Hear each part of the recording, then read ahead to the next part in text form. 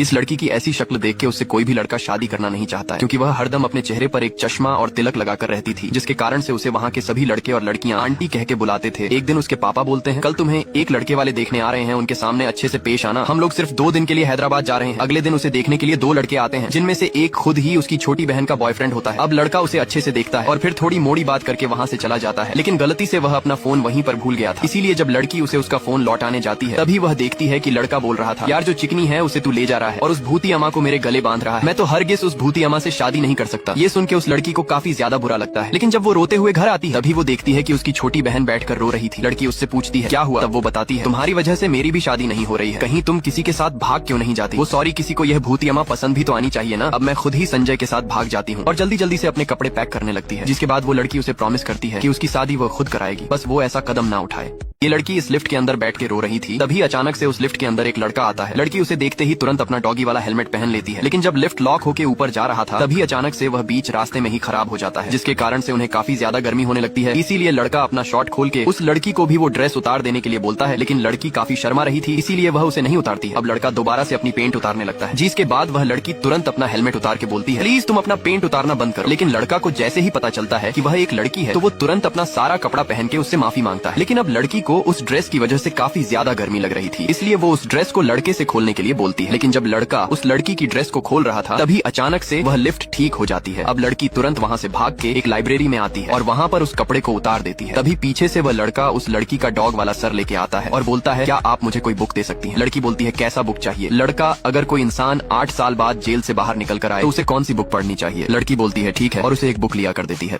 ये लड़की अपने पापा के साथ ऑफिस जा रही थी, तभी उन्हें सीढ़ी पर एक लड़का दिखता है जो अपनी गर्लफ्रेंड के साथ रोमांस कर रहा था। बूढ़ा ये नजारा देख के काफी गुस्सा होता है, क्योंकि साथ में उसकी बेटी भी थी। बूढ़ा बोलता है, ये लिफ्ट खोलकर क्या हो रहा है, दूसरों को ऑफिस जाना है। लेकिन लड़का उसे थोड़ा सा भी भाव नहीं देता है। इसके बाद अब वह बूढ़ा इस सोसाइटी के सिक्योरिटी के पास जाता है और उससे उस लड़के को सोसाइटी से बाहर निकालने के लिए बोलता है, लेकिन वह बूढ़ा भी उसका कुछ नहीं कर पाता है। इसके बाद जब रात होता है तो सबके सोने के बाद यह लड़की चुपके से उसके रूम में जाती है, लेकिन उस समय वो लड़का जिम कर रहा था। लड़की बोलती है, मुझे बिल्कुल भी उम्मीद नहीं था कि तुम इस समय जिम कर रहे होगे। लड़का, मुझे भी उम्मीद नहीं था कि तुम भी इस समय आओगी। लड़की बोलती है, वो जो तुम्हारी फॉरेंस वाली गर्लफ्रेंड है, उससे बोलकर मेरा थोड़ा प्रमोशन करवा दो ना, उससे मेरी जिंदगी बदल जाएगी। इसी तरह ये दोनों बात कर ही रहे थे, तभी वहीं पर वह उसकी फॉरेस्ट वाली गर्लफ्रेंड आ जाती है और उन दोनों को साथ में देख के उसे काफी बुरा लगता है, इसलिए वो उस लड़की को एक बियर चलाकर मारती है। लेकिन तभी लड़का बीच में आ जाता है, जिसके कारण से उसे चोट लग जाती है, जिसके बाद वो लड़की उसे एक मेडिकल की दुकान पर ले जाती है। लेकिन वहाँ पर उस लड़के को एक पुलिस पकड़ लेती है। अब लड़की उस पुलिस वाले के सामने हाथ पर जोड़ने लगती है कि प्लीज उसे छोड़ दो।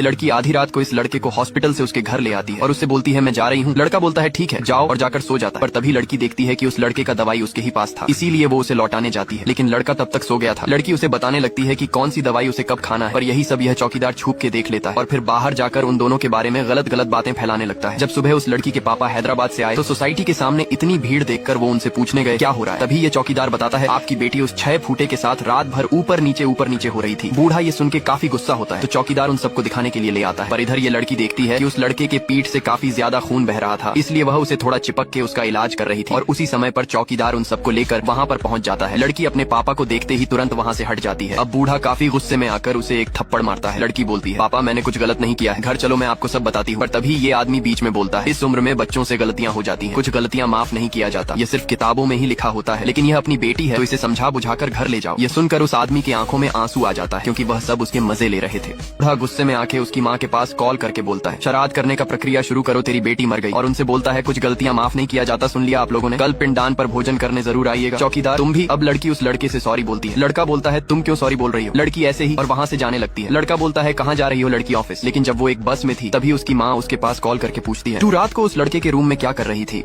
इस लड़की की एक छोटी सी गलती के कारण उसके पापा उसे घर से निकाल देते हैं, जिसके बाद वो लड़की अब रोते हुए अपने ऑफिस आती है और वहाँ से वह किसी किसी के पास कॉल करके भाड़ा पर घर मांगती है, लेकिन उसे कोई भी घर देने के लिए तैयार नहीं होता, जिसके कारण से लड़की उदास होकर वहीं पर बैठी हुई थी। तभी यह लड़का उसके पास आता है। लड़की उसे बताती है, देखो ना कोई भी घर देने के लिए तैयार नहीं हो रहा है। तभी वो लड़का उसके हाथ में एक चाबी देता है, यानी कि वो उस लड़की के लिए घर ढूंढ चुका था। तभी ऑफिस के कुछ लड़कियां उसे देखकर बोलती हैं, सारू हम लोग तेरे घर के पास में ही जा रहे हैं, चल तुझे तेरे घर पर ड्रॉप कर देंगे। शारू को ये बातें एकदम कांटों की तरह चुभती है, लेकिन फिर भी वो उनसे कुछ नहीं बोलती। अब लड़का शारू को उसका घर दिखाने के लिए ले जाता है। लड़की बोलती है थैंक यू। लड़का बोलता है अगर घर पसंद आए तब थैंक यू बोलना, पर लड़की फिर भी उसे थैंक यू बोल देती है। अब लड़का शारू को घर के अंदर ले जाके उसे अच्छे से पूरा घर दिखाता है, फिर वह उसे उस घर की चाबी देके बोलता है आज तुम किसी भी तरह एडजस्ट कर लो, कल हम दोनों साथ में घर का सारा सामान खरीदने चलेंगे। लड़की बोलती है घर का सामान मैं खुद भी खरीद सकती हूँ, लेकिन अगर साथ में तुम भी आओगे तो मैं मना नहीं करूंगी। पर अगले दिन जब लड़का इस अनाथ लड़की के साथ मार्केट